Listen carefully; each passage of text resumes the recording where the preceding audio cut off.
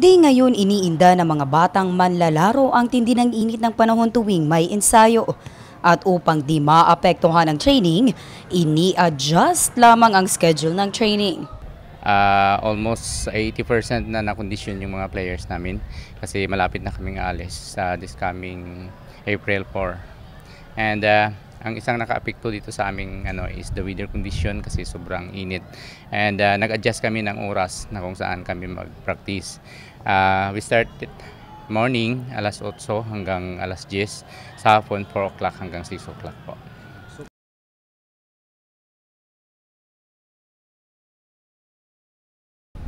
Ngayong Abril 4, nakatakdang aalis ang mga manlalaro mula sa General Santos City papuntang Albay sakay ang isang van.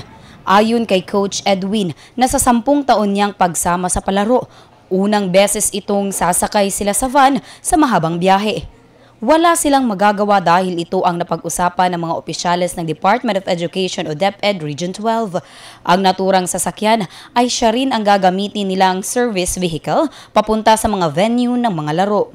Sa akin okay lang naman kasi alam ko na kailangan din namin yung transportation pagdating doon sa venue kasi ang billeting kwarto namin is masyadong malayo sa mga playing venues. Kaya mag-adjust na lang kami para komportable yung mga bata. At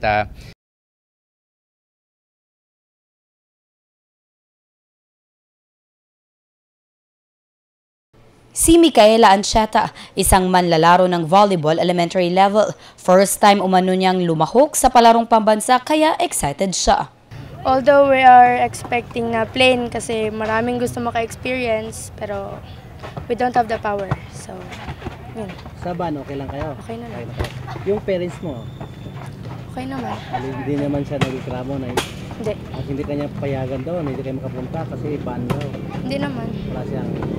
2 araw at 2 gabi ang biyahe papuntang Legazpi, kaya nakaka-stress umano ang biyaheng gagawin nila. Subalit may mga paraan na maaaring gawin nila para sa biyahe upang maibsan ang pagod ng mga manlalaro. Ang travel ay magawa ng paraan yan. O ang stress level ng mga bata natin, pwede natin magawa ng paraan. Kasi kung iisipin natin talagang na ganon, so ang bata matatak sa utak niya na dahil sa transpo, hindi sa maglalaro. Ang pagkakataon nila maglaro sa palaro is, yun ang isipin nila. So sa mga parents, dapat yung may mga nakaluwag-luwag, they can go airplane to support this ilang mga bata. But yung mga in-encourage ko na mag-focus sila doon sa palaro, not for the travel. Kasi hindi naman ang punta natin sa palaro is ang problema natin. Ang problema natin, paano sila mag-perform sa palaro. So, 100% na umanong handa ang mga atleta, hindi umano apektado ang mga bata sa isyu ng sasakyan. Abby Lorenzo, Brigada News.